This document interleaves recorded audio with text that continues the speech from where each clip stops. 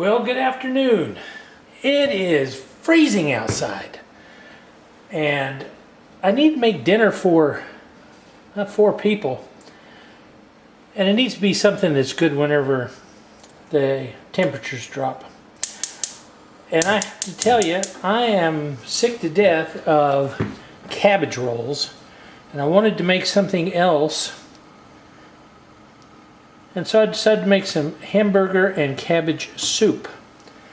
Now, that doesn't sound terribly exciting, but I will tell you, it's actually very good. In fact, it's pretty amazing.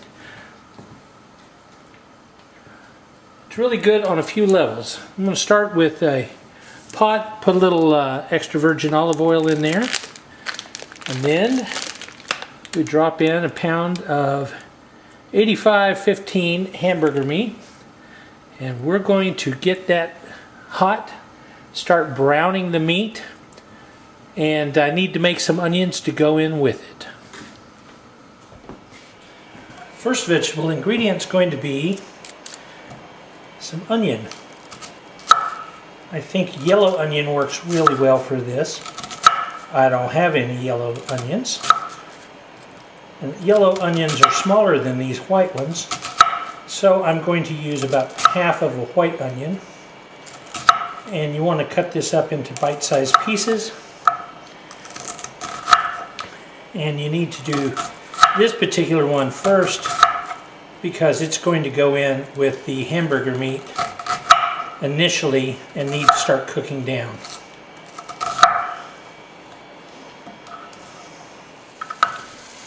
My dad loved making soup, and I think the reason he loved making it is because my mother loved eating it. I don't know why she was so big on soups. I don't know if that's a reflection of her growing up in hard times, and soup was a good way to feed a lot of people and stretch out what you had. Or if she had difficulty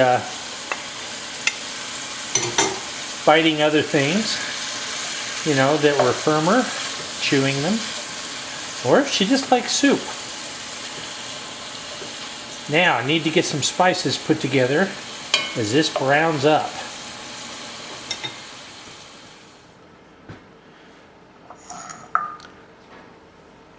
Now for the spices, you need yourself a teaspoon, not a table, teaspoon. You start off with 2 teaspoons of salt, and then 1 each of black pepper, paprika,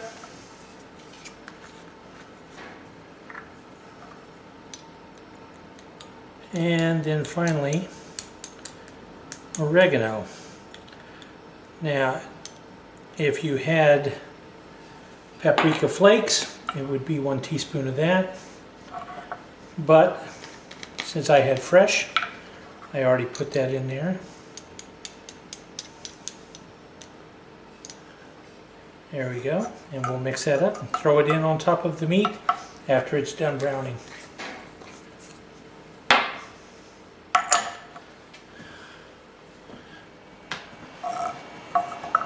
Next vegetable ingredient, 2 to 3 carrots. I don't have whole carrots, all I have are these baby carrots, and they'll cut up just fine. Next vegetable ingredient is a couple of celery sticks.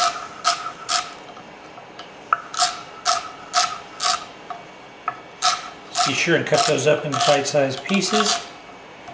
And one of the spices I like to use is parsley, even though it's not typically considered to be a spice. If you have dried parsley flakes, that will be just fine. And since I have some fresh ones, I'm going to cut those up as well and put that inside.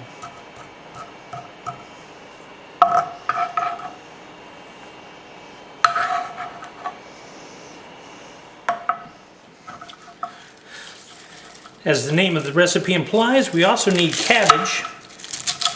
This needs to be rough cut, approximately inch square, so that it becomes more bite-sized. You don't want to fish out a piece that big while you're eating soup. And you're going to need 4 cups of this cabbage. I used the green cabbage as opposed to the purple. I don't know if it would make any difference in the taste, but green is what I have. So green is what will go into it. And I'm going to put these in measuring cups, see if I'm at 4 cups at the moment. If not, I'll go into the other half of this particular cabbage head here. Okay, time for the wet ingredients. That's all browned. Start off with the 8 ounces of tomato sauce. Pour that in. Then we're going to add the diced tomatoes, with the juice. So put those in. And then add the beef stock, 4 cups.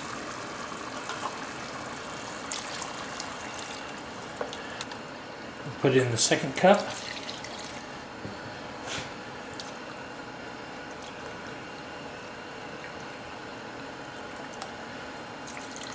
So we got the 3rd cup.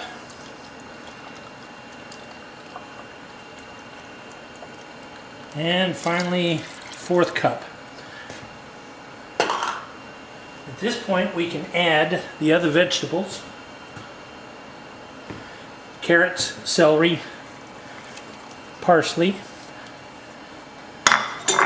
We'll get those stirred and incorporated in. And then add the cabbage.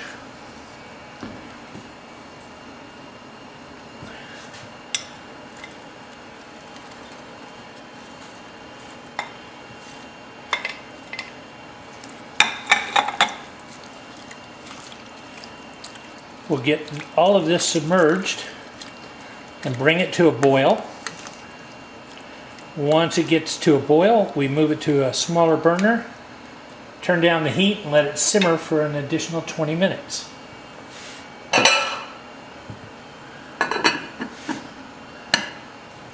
Okay, I think this is probably boiling. Let's check it. Yeah, it is.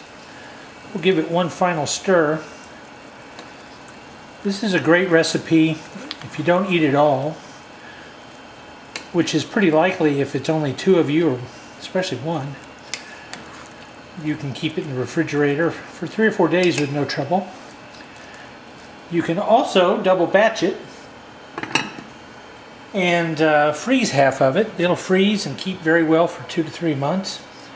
Now that this is at a boil, I'm going to light the simmer burner and let it simmer for about 20 minutes or until the cabbage is tender. And at that point, it's ready to dish up and eat.